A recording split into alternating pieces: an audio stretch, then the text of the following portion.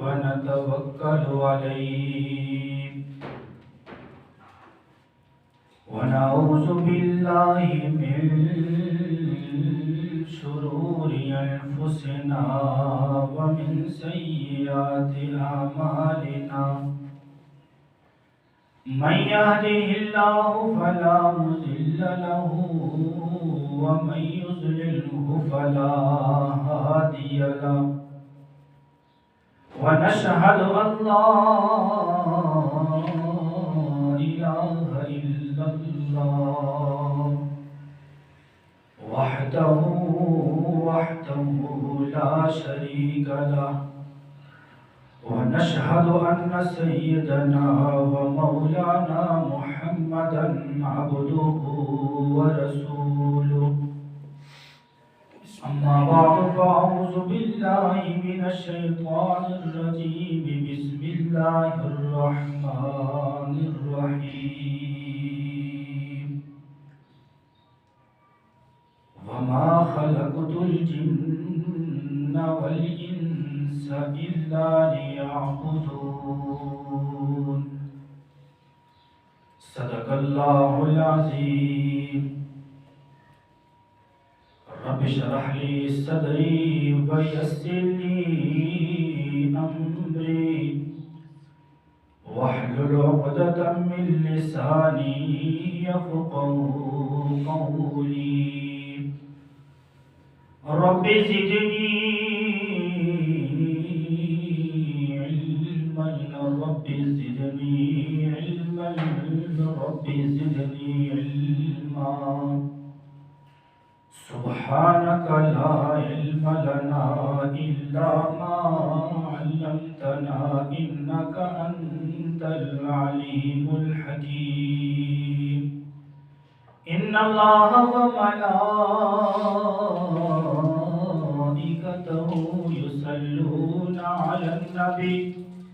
يا أيها الذين آمنوا صلوا عليه وسلموا تسليما درود پاک پڑھ اللهم صل على محمد وعلى كما صليت على إبراهيم وعلى آل إبراهيم إنك حميد مجيد اللهم بارك على محمد وعلى آل محمد كما باركت على إبراهيم وعلى آل إبراهيم إنك حميد مجيد انتہائی قابل احترام معزز سامعین گرامی،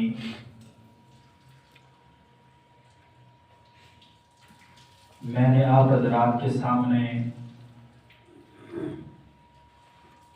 قرآن کریم فرقان حمید کی ایک آیات مبارکہ تلاوت کی ہے۔ دعا فرمائیں کہ خالق کائنات مجھے اس کے مطابق حق سچ کہنے کی، پھر مجھ سمیت آپ تمام احباب کو عمل پیرا ہونے کی توفیق نصیب فرمائے۔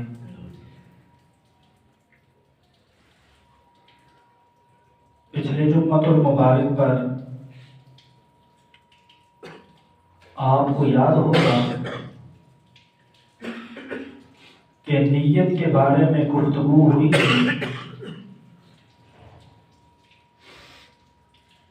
کہ رمضان المبارک کے اندر جب ہم روزہ رکھتے ہیں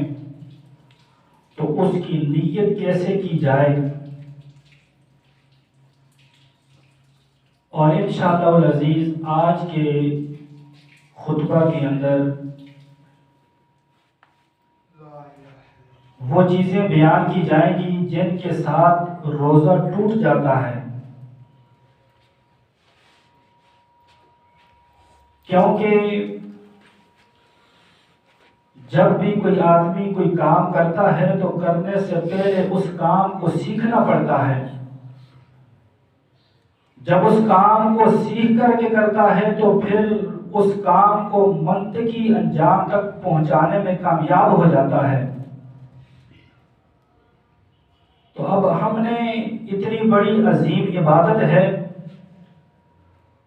تو اس کو سیکھ سیکھ کر ادا کرنا چاہیے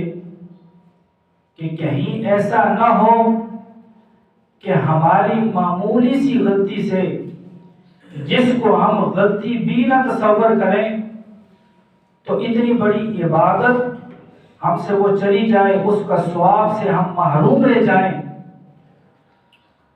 تو کچھ چیزیں بیان کی جائیں گی، اور بعض لوگوں نے مسائل بھی پوچھے ہیں، تو ان میں سب سے پہلے یہ بات سماعت فرما دیجئے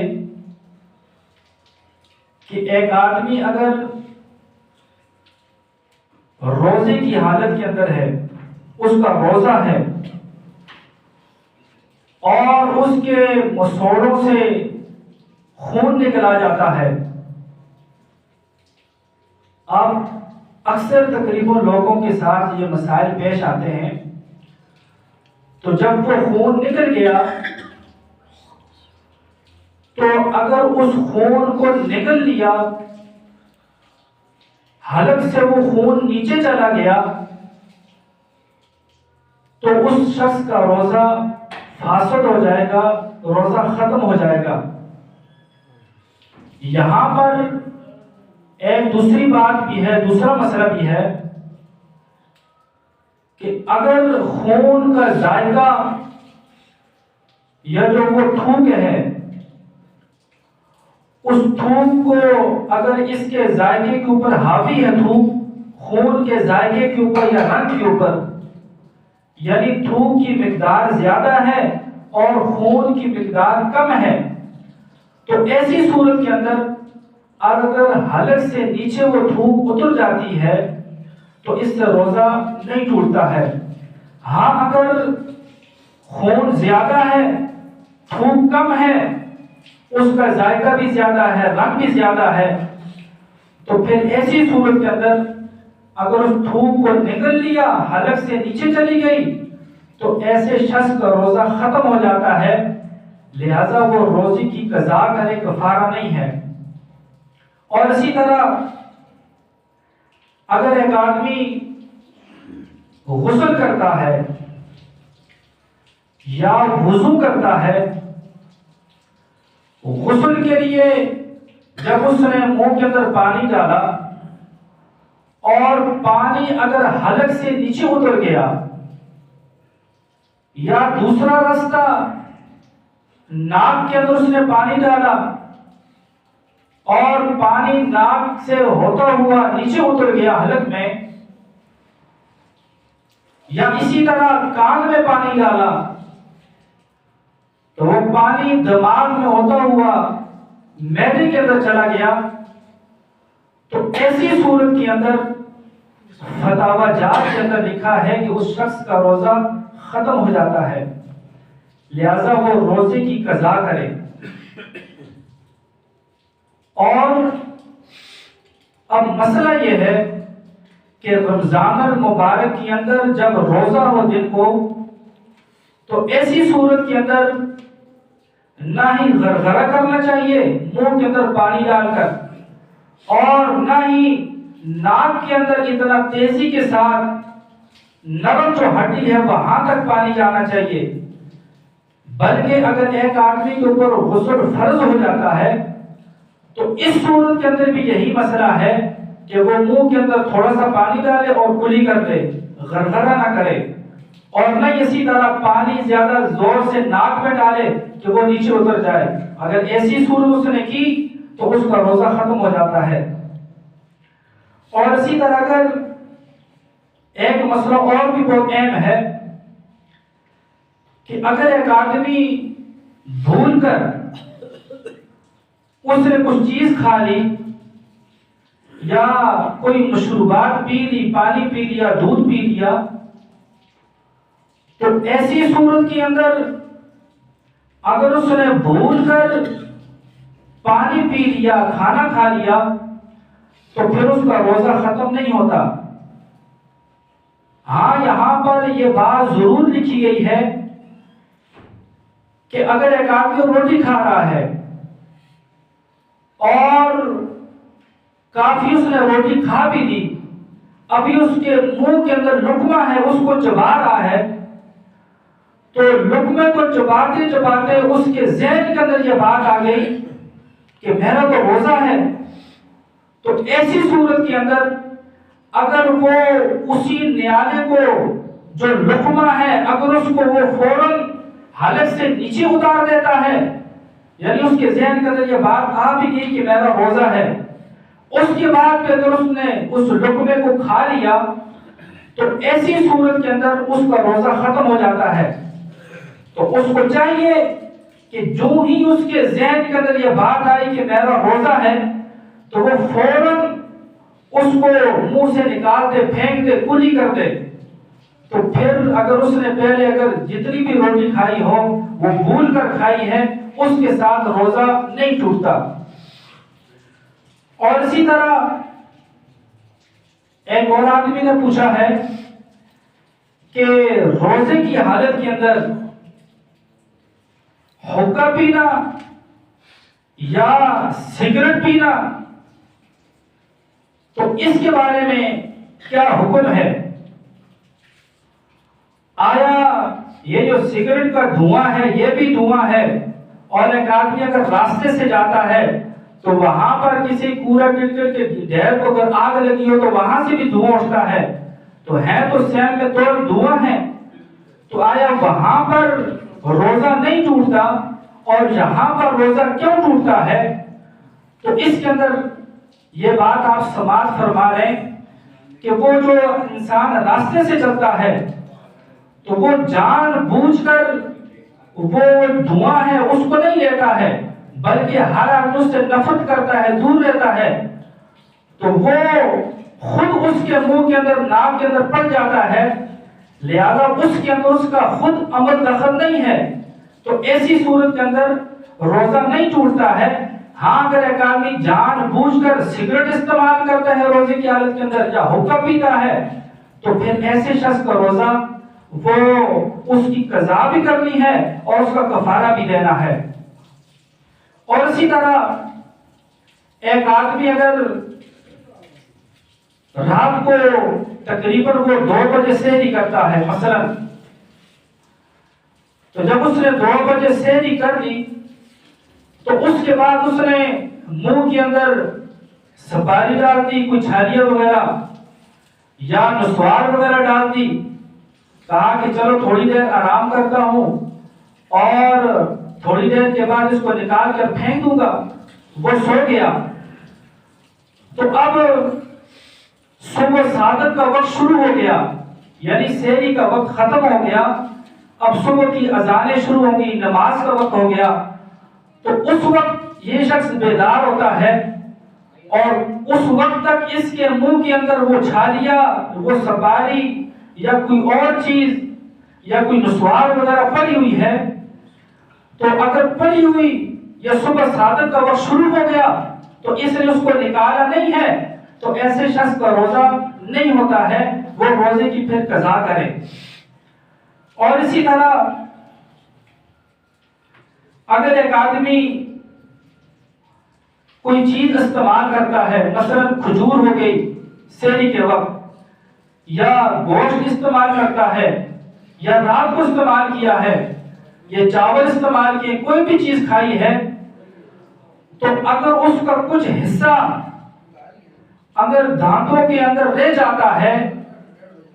تو یہاں پر پھر کیا حکم ہے؟ تو یہاں پر جتنی بھی فتاوی جات ہیں ان تمام کے اندر یہ بات لکھی ہے، فرمایا کہ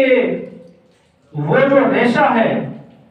وہ جو چیز کا جو ذرہ ہے، جو ٹکڑا ہے،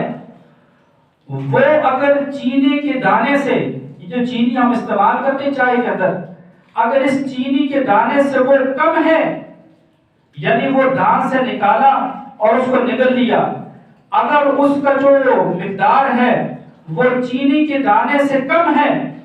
تو پھر ایسی صورت کے اندر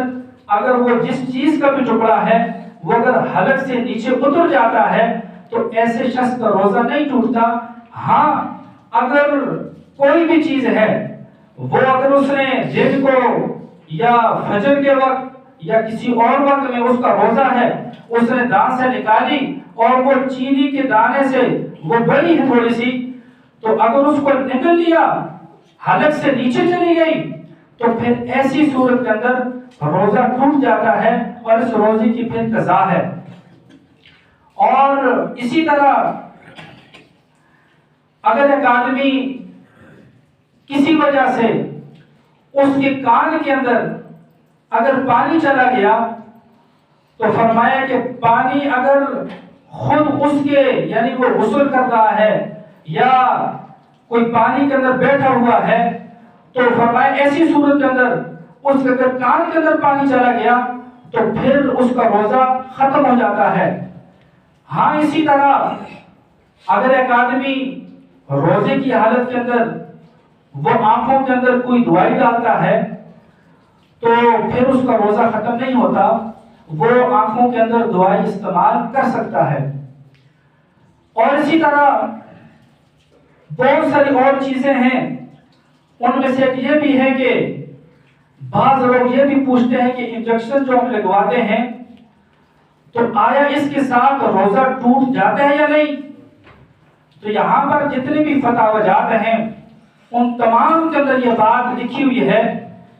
کہ اگر وہ انجیکشن اگر رگ کا ہو یا گوشت کا ہو جیسا بھی ہو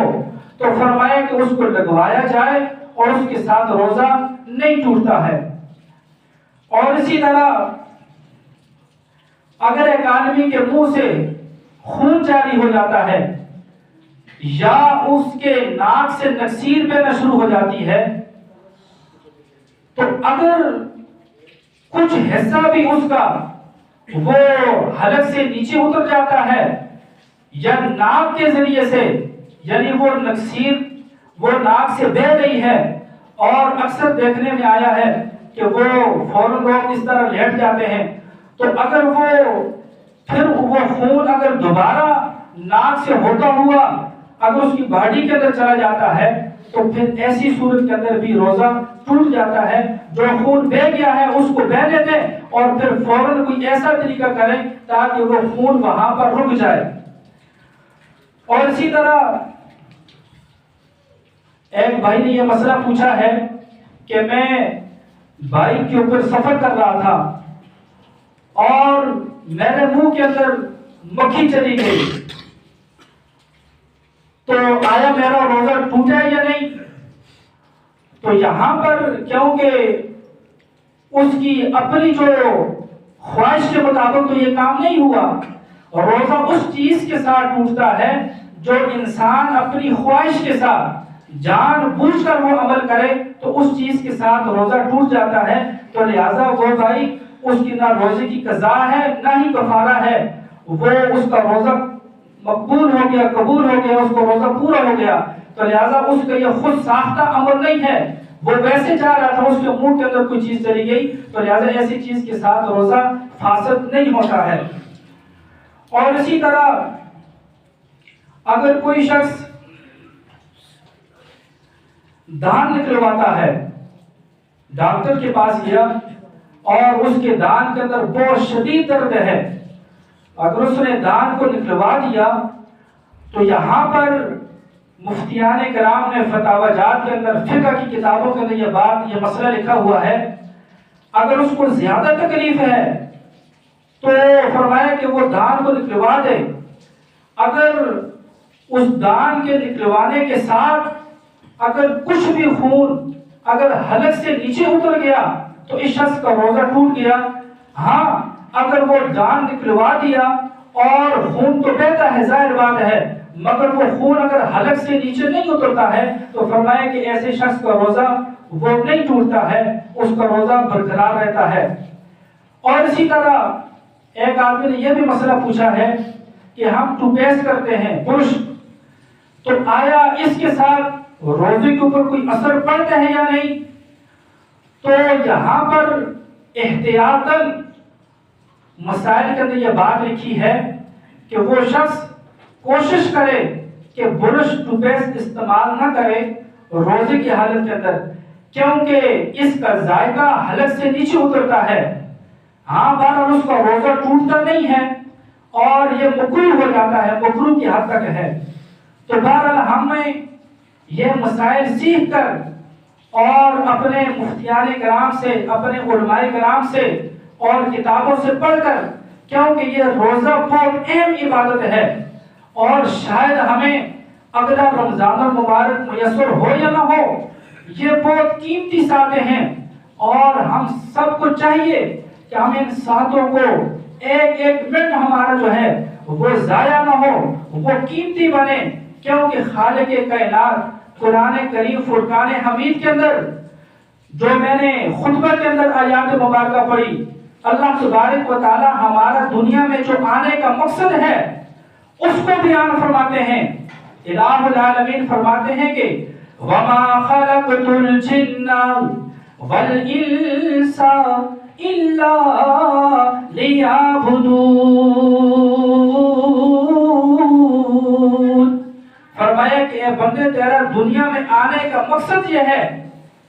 کہ تو صرف اور صرف اللہ تبارک و تعالیٰ کی عبادت کر، اور ہم نے خالق کائنات کی عبادت ایسی کرنی ہے جیسے خود اللہ تبارک و تعالیٰ نے حکم دیا ہے اور نبی علیہ السلام نے تعلیم دی ہے اور صحابہ کرام نے کیا ہے۔ اور الحمدللہ یہ رب کا بہت بڑا فضل ہے کہ آج پورے کا پورا دین ہمارے پاس کامل اور مکمل ہے۔ ہمیں چاہیے کہ ہم اس دین کو سیکھ کر، کیونکہ اللہ تبارک و تعالیٰ فرماتے ہیں کہ الذی خلق الموت والحیات لیبلوکم ایکم احسن عملا۔ فرمایا کہ میں نے زندگی اور موت کو پیدا ہی اس وجہ سے کیا ہے کہ میں آزماؤں کہ تم میں سے اچھے عمل کون کرتا ہے۔ اور یہ اچھے عمل کا یہ ایک سیزن ہے، یہ سیزن ہے، یہ رمضان المبارک، اس کے اندر ہم جتنا ہو سکے خالق کائنات کو راضی کرنے والے عمل کریں۔ اور اس کے اندر آپ خود اندازہ لگائیں کہ نوافل کا ثواب سنتوں جیسا اور سنتوں کا فرضوں جیسا اور فرضوں کا 70 گنا زیادہ۔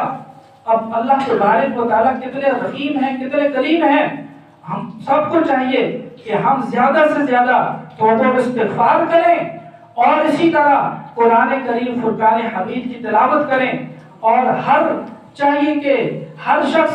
ہر نماز کے ساتھ، یعنی 5 نمازیں فرض ہیں اور 5 نمازوں کے ساتھ ہم ہر نماز کے ساتھ ایک ایک پارہ پڑھیں، 5 پارے روزانہ پڑھیں، اور اسی طرح درود پاک کی کثرت کریں، اور اللہ تبارک و تعالیٰ سے جتنے بھی ہمارے عزیز و کار دنیا فانی سے پردہ فرما گئے ان تمام کے لیے بھی دعا کیا کریں۔ اور اسی طرح سب سے بڑھ کر جو حقوق اللہ ہیں، حقوق العباد ہیں، اور خاص طور پر جو پڑوسیوں کے حقوق ہیں، کوشش کریں کہ ان کا بھی خیال کیا جائے۔ جب افطاری کا وقت ہو، آپ کا جو پڑوسی ہے وہ اگر تھوڑا سا غریب ہے تو اس کے ساتھ معاونت کی جائے، تاکہ ہر آدمی کے دسترخوان پر 3-4 قسم کے ڈش ہوں۔ اور اللہ تبارک و تعالی ہم سب کو ان تمام چیزوں کے اوپر عمل پیرا ہونے کی توفیق نصیب فرمائے۔ وما علینا الا البلاغ۔